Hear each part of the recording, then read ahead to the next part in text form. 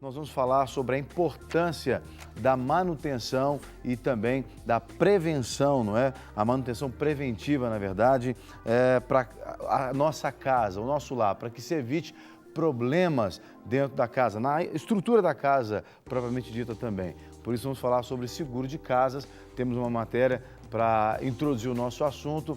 Na volta a gente tem um convidado também especial para falar sobre isso. Vamos lá. Na hora de comprar um apartamento, nós escolhemos bem, mas depois acabamos deixando os cuidados de lado. Érica nunca se preocupou muito com a estrutura do apartamento, até que um dia levou um susto. O maior problema foi uma infiltração, que eu já havia visto sinais antes na própria parede e, no entanto, não chamei ninguém, nenhuma assistência técnica. Acabou que essa infiltração foi piorando, atingiu a minha vizinha de baixo e nós tivemos que fazer, no final das contas, uma grande reforma, tanto no meu banheiro quanto no banheiro dela. O prejuízo foi muito maior do que se eu tivesse já fazendo manutenções preventivas. Desde então, ela passou a cuidar mais da casa e percebeu os benefícios. Em primeiro lugar, a minha tranquilidade, né? Porque nós vivemos uma vida muito agitada, né? Então, eu trabalho, meu marido trabalha, né? Com filhos. Então, a gente precisa aí de ter essa tranquilidade. Um conforto também, porque as coisas estão funcionantes, né? Funcionando muito bem em casa. Então, isso mudou completamente, né? Essa tranquilidade da nossa casa. Além da segurança, claro.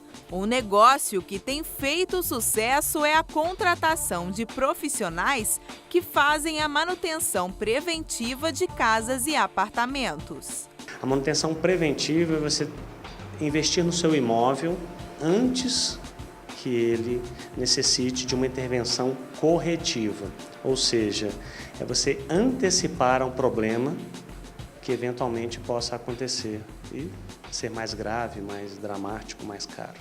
Eles cuidam de pequenos entupimentos, vazamentos, problemas hidráulicos ou elétricos, que podem não incomodar no início, mas causar sérios problemas mais tarde. Se nós não cuidarmos da nossa parte hidráulica, nós podemos ficar sem água ou termos prejuízos financeiros, ou seja, eu fico sem utilizar e ainda posso ter problemas financeiros. Na elétrica, mesma coisa, eu já começo a ver uma lâmpada piscando, ela demora para acender, o interruptor já está dando contato, aquela tomada já não está saindo energia do jeito que devia, alguma coisa está errada. Nesse caso, na elétrica, ainda temos o problema dos curtos-circuitos ou algum tipo de interferência mais agressiva, que pode gerar realmente incêndios e até mesmo óbito. Desde nova, Helena aprendeu a observar cada problema em casa e sempre deixou tudo funcionando. É um hábito mesmo. Eu fui criada assim. Na minha casa, meu pai sempre deixou tudo funcionando.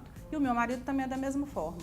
Então, aqui em casa, a gente tem esse hábito mesmo. Estragou alguma coisa, tem que consertar. Não pode deixar acumular. Então, o apartamento ele tem que estar todo funcionando. Não tem essa de que a pia não funciona, tem que usar lá dentro. E aí, a prevenção entra muito nesse sentido, de não deixar que o estragado se torne um hábito. E ela tem percebido as vantagens desses bons hábitos. Eu acho que fica mais econômico. Queimou uma lâmpada, a gente chama eles vêm cá e resolvem para mim. Ou a lâmpada da cozinha está piscando, eu sei que vai queimar. Então, antes de queimar, eu já chamo, exatamente para que eu não fique sem luz, ou para que depois eu não tenha que trocar o reator. A máquina começou a fazer um barulho, então a gente já chama para olhar. Às vezes não vai ser preciso ter aquele gasto no momento, mas eu já fiz a prevenção. Você prevenindo, como tudo, né, na saúde também é assim, você prevenindo, você acaba tendo uma economia.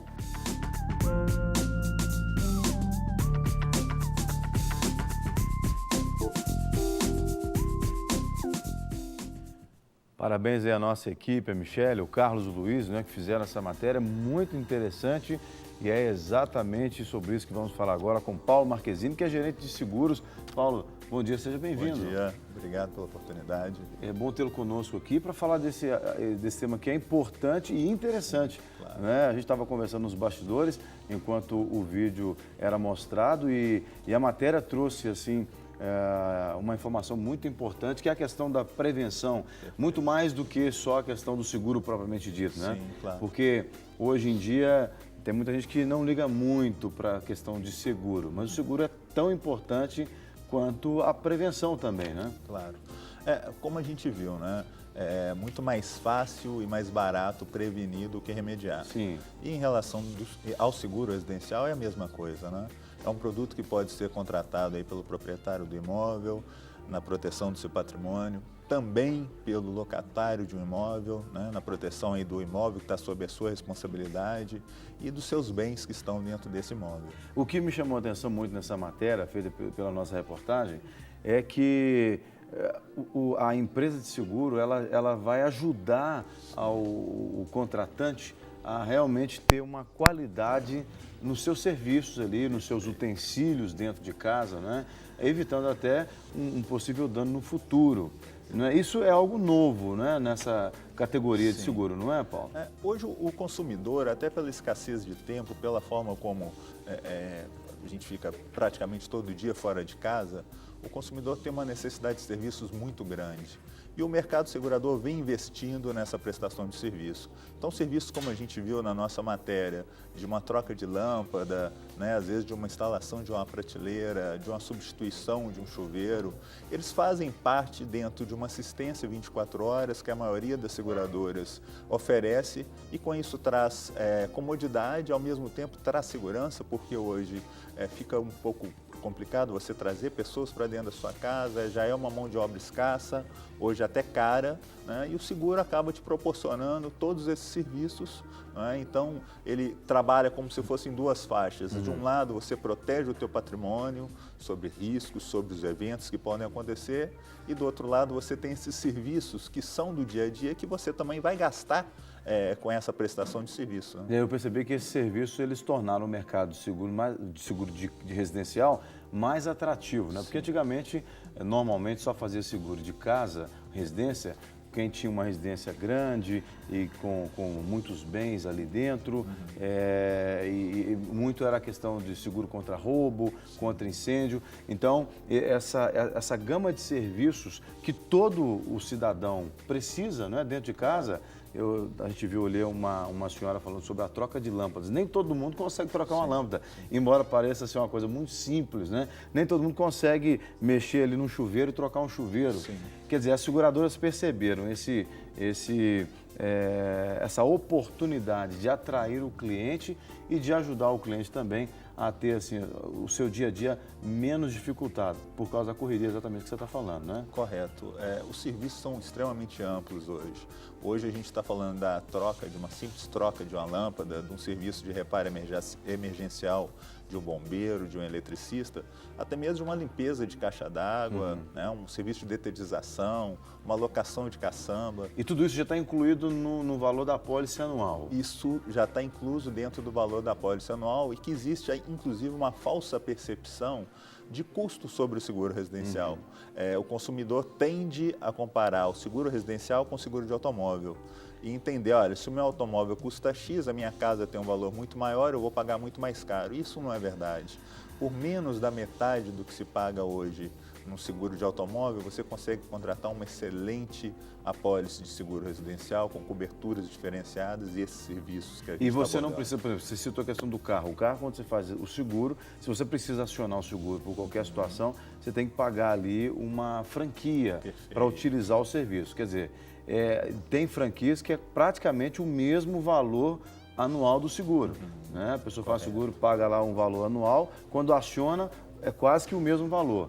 No caso do seguro residencial, tem uma franquia, por exemplo, para esse serviço. Vamos supor que o usuário ele quer trocar um chuveiro. Ele não sabe trocar um chuveiro e se ele for pagar aí um trabalhador informal, um técnico para trocar aquele chuveiro, vamos dizer que ele vai pagar aí, sei lá, R$50 para trocar um chuveiro para ele. Mas ele fez o seguro residencial e ele sabe que lá na operadora dele tem esse serviço de prevenção, que é a troca de chuveiro. Ele paga alguma franquia para que o técnico da seguradora vá lá fazer isso? Não. Na verdade, as seguradoras elas têm uma rede de profissionais credenciada, né, é um critério extremamente criterioso de contratação, e essa prestação de serviço já está inclusa dentro da apólice que foi contratada.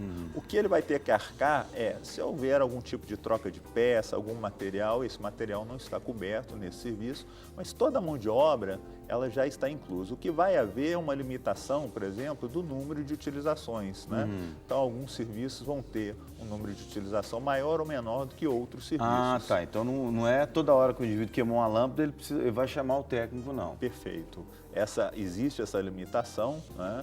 Mas, via de regra, a gente percebe que o número de intervenções, né, que é concedido ao cliente, ele deixa o nosso consumidor numa situação extremamente confortável. Você falou, por exemplo, uma das coisas que você falou que eu achei muito interessante é limpar a caixa d'água. Eu já limpei caixa d'água, mas tem situações que você mora, por exemplo, em residências que para acessar a caixa d'água é uma complicação.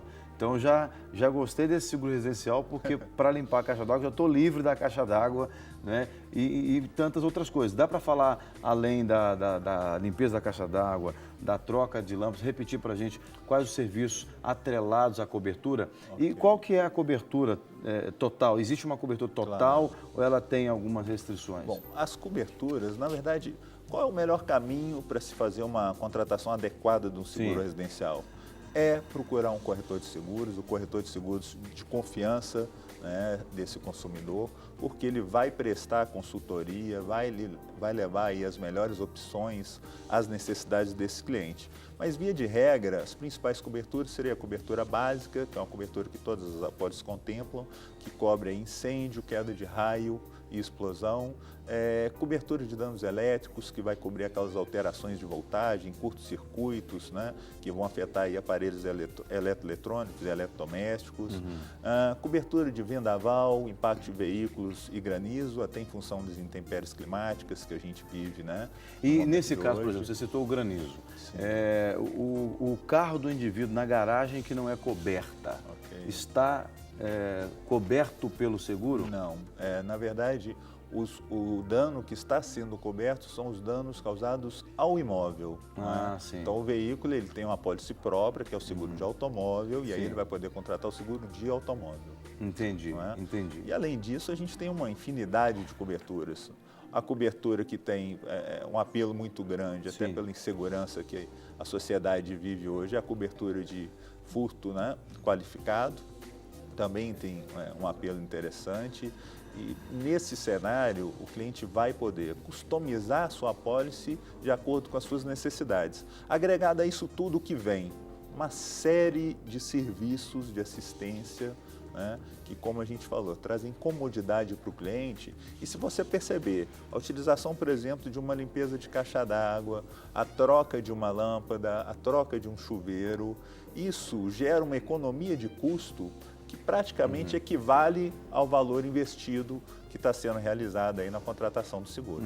Agora, esse seguro, ele é obrigatório em alguns casos, algum tipo de moradia, como, por exemplo, prédios, condomínios, ou não? Cada morador tem que fazer o seu? Ok. Na verdade, quando a gente fala de prédio, de condomínios, né, existe o Código Civil, ele preconiza um artigo que define a contratação obrigatória do seguro do condomínio. E é o que cobriria a área comum, então a área construída, a área estrutural do prédio. Mas isso não isenta o consumidor de contratar um seguro para conteúdo, para a parte interna do seu apartamento, cobrindo ali os seus móveis, os seus eletrodomésticos, os seus eletroeletrônicos e outros bens. Então, aquele cidadão que mora num condomínio, que ele já tem ali no condomínio incluído uma taxa para cobrir o seguro dos condôminos, então ele já pode saber que o que está sendo coberto é a área de fora da casa dele. Lá dentro da casa dele, aquele seguro não cobre. Sim, seria a área comum do prédio. Sim, né? Ok.